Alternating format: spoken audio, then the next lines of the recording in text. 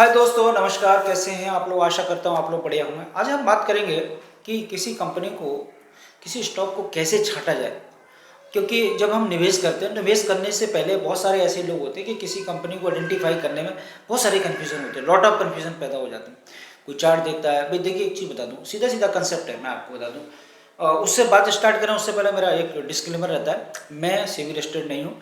किसी स्टॉक को बाय और सेल करने का कोई टिप्स नहीं देता हूँ, ना ही आपसे भी निवेदन करता हूँ कि आप ना मेरे कहने से ना किसी दूसरे कहने से किसी स्टॉक को बाय और सेल ना करें, क्योंकि पैसा आपका है, बहुत वैल्यूबल होता है। और जब आपको चीज़ें समझ आ जाए, कन्विक्शन आ जाए, खुद का आपका डिसीजन मेकिंग हो, आपका कॉमन सेंस जनरेट हो जाए और मार्केट की समझ आ जाए आपको, और किस इक्विटी में निवेश करना है इसको समझ आ जाए, तब आप अपना पैसा निवेश करिए। क्योंकि आपके पैसे से आपके सपने जुड़े होते हैं, आपके परिवार के सपने जुड़े होते हैं, आपके बूढ़े माँ बाप के सपने जुड़े होते हैं, आपके बच्चों के सपने जुड़े होते हैं। अगर आपका पैसा कहीं लगा दिया आपने और कहीं मतलब लॉस हो गया, तो फिर आप भी प्रॉब्लम आ जाएंगे, फैमिली प्रॉब्लम आ जाएगी। तो ऐसा कोई काम नहीं करना है। पहले आप सीख लीजिए, मार्केट कहीं नहीं जा रहा है। एक बार आप सीख गए तो पूरे जीवन भर पैसे कमाएंगे आप, और बहुत सारा पैसा कमाएंगे। इतना पैसा कमाएंगे संभलेगा नहीं आपका। तो चीज़ें पहले सीखने का प्रयास करें। जब हम हाई स्कूल करते हैं, बीए करते हैं, एमए करते हैं, एमबीए करते हैं, तो उसमें टाइम देते हैं ना, देते हैं, उसमें पैसा भी देते हैं, टाइम भी देते हैं। और अगर हम निवेश कर रहे हैं, अपना पैसा लगाने को जा रहे हैं, तो हम कम से कम कुछ तो टाइम देना पड़ेगा, कुछ तो पढ़ना पड़ेगा, तभी तो हम पैसे बनाएंगे उससे। तो ये तो ऐसा रिस्की चीज़ है।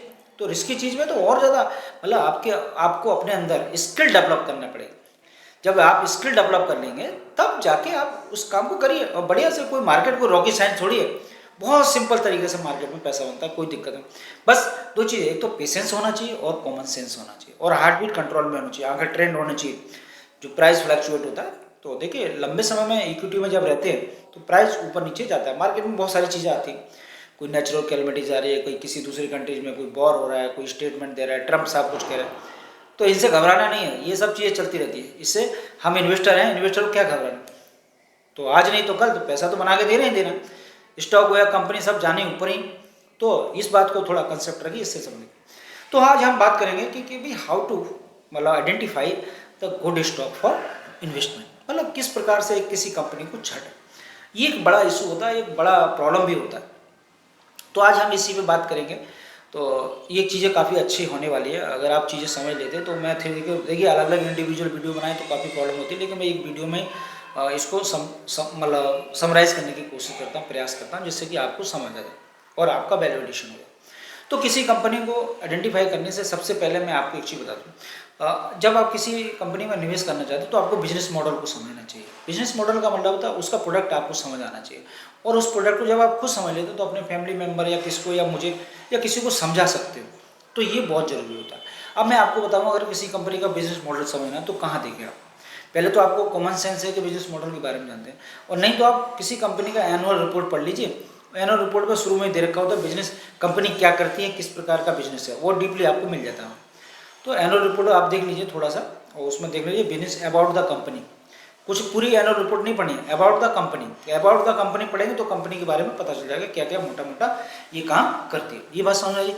जब आपको प्रोडक्ट समझ में आ गया, बड़ी फिर आपको क्या करना है, फिर उस कंपनी का क्या देखना है, आपको पेस ऑफ सेल्स ग्रोथ देखना है। क्या देखना है? Pace of sales growth. उस कंपनी का रेवेन्यू ग्रोथ क्या है। रेवेन्यू ग्रोथ अगर बढ़िया है कंपनी का तो सो फॉर गुड। कभी कभी ऐसा भी होता है कि कोई कंपनी जो है कहने का मतलब लॉस मेकिंग कंपनी है, वो धीरे धीरे प्रॉफिट में आ रही है, और मैनेजमेंट का गाइडेंस बढ़िया है कि हम मतलब आने वाले समय में ग्रोथ करेंगे। तो हो सकता है पहले क्वार्टर में उसकी ग्रोथ कम हो, और मैनेजमेंट ने कहा हम आने वाले समय में ग्रोथ करेंगे, मतलब 20% से 30% ग्रोथ करेंगे, और वो उसको एग्जीक्यूट कर लेते हैं अगले क्वार्टर में। तो एग्जीक्यूशन बहुत जरूरी होता है। तो मार्केट फॉरवर्ड लुकिंग होता है। अगर मैनेजमेंट ने कहा है तो मार्केट और जितने इन्वेस्टर हैं वो सब उसमें पैसे डालेंगे, और फिर बढ़िया से वो मतलब जो स्टॉक है वो रिवार्ड करेगा। कहने का मतलब वो स्टॉक फिर चलने लगेगा। तो आप समझ लीजिए, तो pace of sales growth company में होना बहुत जरूरी है। किसी कंपनी में पेस ऑफ सेल्स ग्रोथ बहुत जरूरी है, अगर पेस ऑफ सेल्स ग्रोथ बढ़िया। दूसरी एक बात करें, पेस ऑफ सेल्स ग्रोथ की बात करें, तो उसके जो पीयर ग्रुप्स होते हैं, पीयर ग्रुप मतलब होता है कि उसी सेक्टर की जो कंपनियां, उनमें आपकी जो कंपनी है, आपका जो स्टॉक है, उसकी ग्रोथ रेट क्या है, उससे कम है या ज़्यादा। तो हमेशा हमें उस स्टॉक को चुनना चाहिए जिस स्टॉक की अपने सेक्टर के जो कंपनियां उससे ज़्यादा ग्रोथ हो, उससे ज़्यादा ग्रोथ हो। जैसे मैंने एक वीडियो बनाया था अभी, केआई इंडस्ट्री और पॉलीकैब, तो दोनों का कंपैरिजन करें तो भाई मार्केट साइज देखें तो पॉलीकैब का बड़ा है, और अगर हम बात करें मार्केट साइज की बात करें तो केआई इंडस्ट्री का छोटा है, लेकिन ग्रोथ केआई इंडस्ट्री की 22% है। तो इसकी ग्रोथ ज़्यादा है, तो पॉलीकैब इस मामले में दूसरे नंबर पर आती है। तो उसका पेस ऑफ सेल्स ग्रोथ देखना बहुत जरूरी है, और अपने पीयर ग्रुप में अगर सबसे ज़्यादा तो सोफर गुड। अब इसमें दो चीज़ें और होती हैं, कोई कंपनी वॉल्यूम ग्रोथ करके तो अपना माल तो नहीं बेच रही है, अगर वॉल्यूम ग्रोथ है बढ़िया बात है। उसके बाद प्राइसिंग पावर है नहीं है। प्राइसिंग पावर किस कंपनी में आती है, जिसके कंपटीटर कम हो, मतलब जो प्रोडक्ट है वो सब्स्टिट्यूट ना हो एक दूसरे के। अगर सब्स्टिट्यूट है तो इतना ज़्यादा सब्स्टिट्यूट ना, बिल्कुल होमोजीनियस नहीं होने चाहिए। तो कुछ डिफरेंट अगर है तो आप ज़्यादा बेटर अपना प्राइस, आपके पास क्या होगी, वॉल्यूम बढ़ाने के लिए प्राइसिंग पावर होगी। प्राइसिंग पावर जिस कंपनी के पास होती है उसका मतलब वैल्यू ग्रोथ ज़्यादा होता है। जब वैल्यू ग्रोथ होता है और आपके पास वॉल्यूम ग्रोथ होता है, दोनों का जो कम्बिनेशन हो जाता है, तो क्या आपका जो ग्रोथ बढ़ता है उससे रेवेन्यू जनरेट होता है, उससे बहुत सारा पैसा कैश जनरेट हो जाता है। इसकी वजह से क्या होता है, जो पैड ग्रोथ है वो बढ़ जाता है। अगर आपका वॉल्यूम ग्रोथ ज़्यादा है और वैल्यू ग्रोथ, आपके पास प्राइसिंग पावर है, प्राइसिंग पावर दोनों को मर्ज कर दो तो आपका जो ग्रोथ बढ़ेगा, उससे जो आपका पेट ग्रोथ बढ़ जाएगा, मतलब नेट प्रॉफिट बढ़ जाएगा आपका। बात समझ आई? तो ये तो बात होगी पहले। अब दूसरी बात करें, दूसरी जो बात आती है बहुत महत्वपूर्ण, मैंने आपको बताया, अगर उसका ये आपको पता चल जाता है तो आपका जो मार्जिन्स होते हैं, जैसे नेट प्रॉफिट हो गया, पैट हो गया, तो ये क्या होगा, जैसे मैंने आपको बताया कि जब किसी कंपनी का मतलब वॉल्यूम ग्रोथ और वैल्यू ग्रोथ ज़्यादा होगा, प्राइसिंग पावर होगी, तो उसका क्या होगा, रेवेन्यू बढ़ेगा। रेवेन्यू बढ़ेगा तो क्या होगा, मार्जिन बढ़ेंगे। मार्जिन बढ़ेंगे तो क्या, पेट मार्जिन बढ़ेगा। तो नेट प्रॉफिट और पेट मार्जिन एक ही चीज़ होती है, मतलब प्रॉफिट आफ्टर टैक्स। जब ये बढ़ेगा तो ये ग्रोथ रेट से ज़्यादा हो जाएगा। मान चलो कोई कंपनी 30% से ग्रोथ कर रही है और उसका जो पेट ग्रोथ है वो क्या 60% है या 75% है, तो ये अगर ज़्यादा आ रहा है तो वो कंपनी क्या हो जाती है, मल्टी बैगर बन जाती है।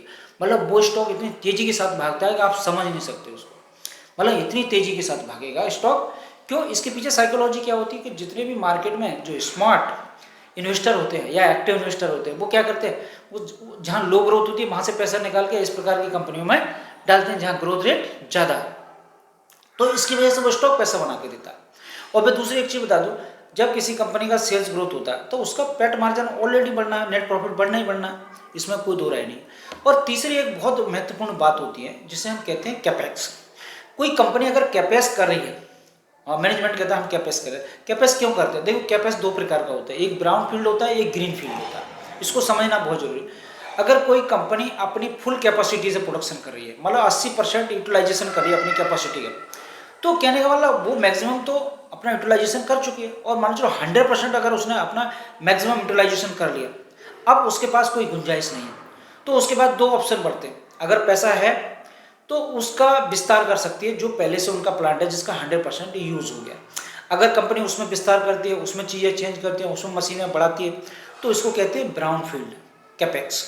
तो उसी कंपनी में सेटअप उसी प्लांट में उन्होंने डेवलपमेंट किया, उसकी प्रोडक्शन की क्षमता बढ़ा दी, तो ये हो गया ब्राउन फील्ड कैपेक्स। अगर उन्हें लगता है बहुत बड़े बड़े ऑर्डर आ रहे हैं, मार्केट में डिमांड या सप्लाई पूरा करना मुश्किल है, तो वो क्या करते हैं, ये ग्रीन फील्ड कैपेक्स करते हैं, उसमें इन्वेस्टमेंट करते हैं, एक उसी कैपेसिटी के बराबर एक नया प्लांट बैठा देते हैं, और नया प्लांट उसमें एक नया प्रोडक्शन होता है जो मार्केट में डिमांड है, जो ऑर्डर मिले उनको पूरा करने के लिए। तो दो प्रकार का कैपेक्स होता है, ब्राउन फील्ड कैपेक्स और ग्रीन फील्ड कैपेक्स।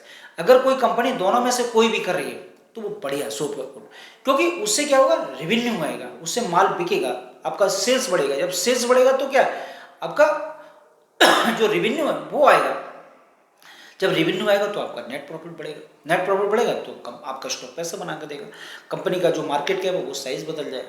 तो इसको समझिए। अब अगली चीज आती है return on equity. Return on equity क्या होता है, जो कंपनी का मेन एसेट्स होता है, जिसमें प्रोमोटर्स भी होते हैं और जो पब्लिक में जो स्टॉक होल्डर्स होते हैं, जैसे हम और आप, जो हम रिटेलर्स हैं, बड़े बड़े जो उसको स्टॉक को खरीद के रखते हैं, वो सब लोग होते हैं। तो उसका जो पैसा होता है मैनेजमेंट के पास, उस पर कितना कैश जनरेट करता है मैनेजमेंट, मतलब रिटर्न ऑन इक्विटी, मतलब उस इक्विटी पे कितना पैसा कमा रहे हैं वो। और वो कहाँ से पता चलता है, वो पैट से या नेट प्रॉफिट से। जब किसी कंपनी का नेट प्रॉफिट ज़्यादा होगा, पैट ग्रोथ ज़्यादा होगा, तो उसका रिटर्न ऑन इक्विटी का डायरेक्शन पॉजिटिव होगा। मतलब चलो, अगर किसी कंपनी का रिटर्न ऑन इक्विटी पहले 10 था, अब मान के चलिए उस कंपनी का सेल्स बढ़ा 35% हो गया, 30 से, और उसका जो पैट मार्जिन है, पैट ग्रोथ है, वो भी बढ़ के मतलब डबल से ज़्यादा होगा, तो उस कंपनी को ऑपरेटिंग लेवरेज मिल गया। ऑपरेटिंग लेवरेज मिल गया तो उसका इम्पैक्ट किस पे है कि उसका पैट, मतलब जो प्रॉफिट आफ्टर टैक्स है वो बढ़ गया, नेट प्रॉफिट बढ़ गया। अब जब नेट प्रॉफिट बढ़ गया तो जो रिटर्न ऑन इक्विटी की बात करें वो आपका बढ़ जाता है, वो आपका बढ़ जाता है। तो जब वो बढ़ जाता है तो इसका मतलब डायरेक्शन वो क्या है भाई, 10 से लेकर 20 हो गया। तो ये जब किसी कंपनी का रिटर्न ऑन इक्विटी होता है वो स्टॉक भी बहुत ज़्यादा तेजी के साथ पैसा बनाता है, मतलब मल्टीबैगर हो जाता है। अब बात करते हैं मैनेजमेंट की गाइडेंस की। मैनेजमेंट गाइडेंस की मैं आपको बताता हूँ। पूरे जो देखो ड्राइवर होता है, मैनेजमेंट कौन होता है, पूरा ड्राइवर होता है। किसी जहाज को चलाना हो, किसी प्लेन को चलाना हो, आपने देखा हो जब आप प्लेन में बैठते हो, जब प्लेन में अगर जो पायलट है अगर वो बढ़िया है, उसे ज़्यादा घंटे मतलब फ्लाइट उड़ाने का एक्सपीरियंस है, तो आप निश्चिंत होकर उसमें बैठते हो और अपनी यात्रा करते आराम से, कान में म्यूजिक लगाए सुनने और अपनी यात्रा फ्लाइट में बैठ गए, जहाँ आए वहाँ उतर गए, आपको कोई टेंशन नहीं। अब मानो चलो किसी ऐसे उसमें बैठ जाते हैं जिसमें पायलट को अनुभव नहीं है या नई एयरलाइंस खुली है, तो आपको दुख दुख रहता है हमेशा, तो दिक्कत आती है, या जिनके साथ आपने काम नहीं किया है। दूसरी बात करें, अगर किसी गाड़ी में बैठते हैं, टैक्सी में, या अपनी आपकी ओन कार है, ओन कार में आप एक पुराना ड्राइवर, तो उसके साथ आप निश्चिंत रहते हैं, कोई दिक्कत नहीं भाई, आपको पता है उसका बिहेवियर क्या है, किस प्रकार से गाड़ी। एक नया ड्राइवर आपने रख लिया, अब उस ड्राइवर के साथ आप यात्रा करें तो आपको कहीं वो कट मार रहा है, कहीं ओवरटेक कर रहा है, तो क्या होगा, आपको डर लगेगा अंदर से, मतलब एक ऐसा फील होगा कि कहीं एक्सीडेंट ना हो जाए, तो आपको कंफर्ट नहीं आएगा। तो मैनेजमेंट का मतलब होता है इस प्रकार से। ट्रेन में बैठते हैं, ट्रेन में कोई गाड़ी आपने देखा होगा, जब हम किसी गाड़ी में बैठ के जाते हैं, वो एक्सप्रेस हो, राजधानी हो, अगर वो स्लो स्लो चला रहा है तो आप कितने परेशान हो जाते हैं, पजल्स होते हैं, मतलब आपको इरिटेशन होने लगता है। और जो जो ड्राइवर गाड़ी को स्मूथली निकालता है, आप बड़े हैप्पी हैप्पी यात्रा करते हैं। तो ये काम क्या होता है, कंपनियों के साथ भी होता है। अगर किसी कंपनी का मैनेजमेंट बहुत बढ़िया है, क्योंकि मैनेजमेंट की क्वालिटी में क्या होता है, उसका वेल क्वालिफाइड हो, वेल क्वालिफाइड अच्छे इंस्टीट्यूट से हों, बढ़िया, उन्हें अनुभव बढ़िया होना चाहिए, कई साल का इंडस्ट्री में अगर एक्सपीरियंस है, किसी कंपनी में काम करके आए और उन्होंने खुद की कंपनी खोली, तो ऐसा जो मैनेजमेंट होता है वो बहुत एक्सीलेंट माना जाता है। दूसरी बात, मैनेजमेंट चोर ना हो, फ्रॉड ना हो, फ्रॉड का मतलब झूठ ना बोलता। देखिए जानबूझ के कोई चोरी नहीं करता, कोई फ्रॉड नहीं करता। अगर कुछ कंपनी में कोई प्रॉब्लम हो गई, कोई दिक्कत आ गई, जैसे डेट ले लिया और उसका डेट क्या है भाई, उसका रिटर्न और जो रेट ऑफ इंटरेस्ट पे नहीं हो पा रहा, तो वो बर्डन में फंस जाएगी, तो दिक्कत आ जाएगी। तो ये चीज़ें, इसीलिए तो मैं कहता हूँ कि कंपनी को हर 3 महीने बाद ट्रैक करते रहो, क्योंकि हमें उसका पता चल जाता है। हम बिजनेस में नहीं बैठे ना, बिजनेस हम तो बाहर बैठे, जब हम बाहर बैठे हैं तो हमें तो पता नहीं चलेगा, तो हमें तो मैनेजमेंट से पता चलेगा, मीडिया से पता चलेगा, जो प्रेस रिपोर्ट होती है उससे। क्योंकि अगर कंपनी में कोई भी पंगा होता है, जैसे BLSN इंटरनेशनल में हुआ भाई, उनका 2 साल के लिए कॉन्ट्रैक्ट उनको बैन कर दिया गया, तुरंत सेबी में नोटिस आया, सबको पता चल गया इन्वेस्टर को, और क्या करना है, ऐसे स्टॉक को बेच के बाहर निकल जाओ। अब जैसे मान लो KRBL के जो मैनेजमेंट है, अनिल चौधरी साहब, Q1 FY26 के रेट के बाद उन्होंने इस्तीफा दे दिया, स्टॉक नीचे खुला, नीचे ट्रेड कर रहे हैं, तो आपको क्या करना है, ऐसे स्टॉक को बेच देना। ऐसे PNB हाउसिंग फाइनेंस के साथ भी हुआ, मैनेजमेंट ने अपना इस्तीफा दे दिया और स्टॉक 1000 रुपये से नीचे गिर गया, ऊपर नीचे ट्रेड कर रहे हैं। तो इस प्रकार की प्रॉब्लम आ सकती है, तो मैनेजमेंट बढ़िया, सो फॉर गुड।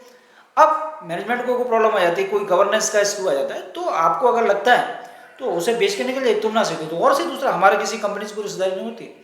तो जो मैनेजमेंट का गाइडेंस, 3 प्रकार का गाइडेंस होता है मोस्टली। एक तो होता है कि हम भाई ग्रोथ करेंगे, पेस ऑफ सेल्स ग्रोथ को बढ़ाएंगे, उसमें वॉल्यूम ग्रोथ और वैल्यू ग्रोथ, प्राइसिंग पावर लेके आएंगे, ये बात हो गई। तीसरा होता है भाई इनोवेशन करेंगे या प्रोडक्ट मिक्स करेंगे। प्रोडक्ट मिक्स का मतलब होता है कि भाई हम एक नया प्रोडक्ट है, मतलब मार्केट में अगर होमोजीनियस या सब्सिट्यूट प्रोडक्ट है, तो कुछ तो आपको अलग करना पड़ेगा, जिससे कि आप कस्टमर को अट्रैक्ट कर पाओ अपने पास। अगर अट्रैक्ट नहीं करेंगे तो क्या होगा, तो कस्टमर आपके पास क्यों आएगा। अब जो FMCG कंपनियां होती हैं उसमें प्राइसिंग पावर किसके पास होती है, कस्टमर के पास होती है, वो बायर के पास होती, सेलर के पास नहीं होते। तो प्राइसिंग पावर आपको बढ़ाने के लिए क्या करना पड़ेगा, उस अपने जो प्रोडक्ट को उसमें इनोवेशन करना पड़ेगा, दूसरे से अलग करना पड़ेगा, दूसरे से अलग करना पड़ेगा। जब अलग करेंगे दूसरे से, तब आपको प्राइसिंग पावर आएगी। प्राइसिंग पावर आएगी तो कहने का मतलब प्रोडक्ट में मिक्स करेंगे ना, चेंज करेंगे कुछ ना कुछ, तो जिससे आपके पास प्राइसिंग पावर आ जाएगी। और तीसरा होता है कि भाई जो होता है कैपेक्स का मैनेजमेंट। अगर कोई मैनेजमेंट कहता है कि हम आने वाले समय में ब्राउन फील्ड कैपेक्स करेंगे या ग्रीन फील्ड कैपेक्स करेंगे, और उसको एग्जीक्यूशन कर देता है, मतलब इस वाले कॉल में कहा, जैसे कि किसी मैनेजमेंट ने कहा कि Q2 में हम ये काम करेंगे, और उसने Q3 जो आया और उससे पहले क्या उसको एग्जीक्यूट कर दिया। जैसे हम बात करें एयरटेल की बात करें, जोमेटो की बात करें, जोमेटो में क्या है, उनका जो मैनेजमेंट है अपनी खुद की जो इन्वेंट्री डेवलप करने के लिए क्या कर रहा है, अब वो थर्ड पार्टी से मान ले रहा है, खुद की इन्वेंट्री डेवलप कर रहा है, मतलब इसने गोदाम बना रहा है। जैसे मैंने आपको बताया वो 2700 गोदाम बना देगा, कब तक, 2027 तक, FY26 तक, और अभी भी बहुत सारे गोदाम बना डाले उन्होंने। अब अगर हम बात दिसंबर 2025 तक की बात करें तो 2100 मतलब 2100 गोदाम बना देगा बंदा, जो ढींगरा साहब है। तो वो खुद की इन्वेंट्री बनाने के लिए क्या कर रहा है, गोदाम खुद के बना रहा है। अब उनके गोडाउन में इन्वेंट्री होगी तो माल धड़ाधड़ बेचेंगे। तो ये केपेक्स है, अगर वो पूरा कर दिया ना तो देखो उनके बल्ले बल्ले हो जाए, फिर उनको मतलब उनको पेट ग्रोथ भी बढ़ेगा उनका, मतलब कहने का मतलब उन्हें ऑपरेटिंग लेवरेज मिलेगा, वो बहुत सारा पैसा बनाएंगे। तो ये सारी चीज़ें होती है। तो बाकी देखिए रॉकेट साइंस नहीं है, आपको कुछ नहीं देखना, जो मैंने इतनी चीज़ें बताई हैं, pace of sales growth, right, उसके मार्जिन्स बढ़ाने, मतलब उसका पेट ग्रोथ अगर बढ़िया है सो फॉर गुड, और कैपेक्स हो गया, रिटर्न ऑन इक्विटी हो गया, इसका डायरेक्शन सही है, और मैनेजमेंट का गाइडेंस, अगर ये चीज़ें सारी सही हैं, एग्जीक्यूशन हो रहा है और पीयर ग्रुप में अपने पीयर ग्रुप से ज़्यादा कर रहे हैं, तो वो स्टॉक आपको पैसा बना के देगा। ऐसे स्टॉक को आप अपने डीमैट अकाउंट में रख सकते हैं और हर 3 महीने बाद जब भी रेट है उसके रेट को ट्रैक करते रहिए, उसमें कोई प्रॉब्लम नहीं है, तो उसके साथ रह सकते हैं। जब भी रेट बढ़िया है उसको और अपनी हिस्सेदारी बढ़ा सकते हैं, और उसमें एक गलती और नहीं करना। कुछ लोग क्या करते हैं, कोई स्टॉक 100 रुपये में खरीदा, वो बढ़ के 200 रुपये हो तो उसे बेचने के प्रयास में रहते हैं, जबकि कंपनी और कहती है कि हम आने वाले समय में और ग्रोथ करेंगे। तो ऐसा नहीं करना है भाई। करना क्या है कि अगर वो 200 रुपये का हो जाए तो कोई बात नहीं, बढ़िया रेट है तो और खरीदो उसको, पहले 200 पे खरीदो, फिर वो 300 हो जाता है कोई बात नहीं, फिर जो है स्टॉक बढ़िया कंपनी कर रही है फिर 300 पे खरीदो। तो ऐसे बहुत सारी कंपनियां, जीना सीको हॉस्पिटल है, और आपका कृषिवाल फूड है, उनके जिस प्रकार की चीज़ें चल रही हैं, टाइमेक्स ग्रुप इंडिया है जो वॉच बनाता है और ज्वेलरी के काम में वो है। तो ऐसे लॉट ऑफ कंपनी है। और टर्न ऑन बिजनेस की बात करें, टर्न ऑन बिजनेस में अलग से वीडियो है तो उसे आप देख लेना। टर्न ऑन बिजनेस फिर किस दिन नए में वीडियो में बात करेंगे। तो टर्न ऑन बिजनेस जो होते हैं, तो टर्न ऑन बिजनेस में हम यहाँ जो प्रॉफिटेबल कंपनी है उनके बारे में बात करें। अगर कोई कंपनी आपको इन्वेस्ट करना है या किस इस प्रकार के स्टॉक को सेलेक्ट करना है, तो इस प्रकार की चीज़ें उसमें देखनी चाहिए। तो बिजनेस मॉडल बहुत जरूरी होता है, और बिजनेस मॉडल के साथ साथ आपको समझ आना चाहिए, और जो चीज़ें मैंने बताई है अगर उन पर कोई कंपनी खरी उतरती है तो वो कंपनी सो फॉर गुड। और तो यही चीज़ें, कोई नई कंपनी में नहीं जाना जिसके बारे में आपको पता हो, मैनेजमेंट बढ़िया हो, तो उसी कंपनी के साथ रहना जिससे कि पैसा आपका सही जगह जाए। तो मेरा फिर से आपसे एक वो है डिस्क्लेमर है, मेरे कहने से कोई स्टॉक बाय और सेल ना करना, ना मैं किसी प्रकार की रिकमेंडेशन देता हूँ। तो जय हिंद, जय भारत।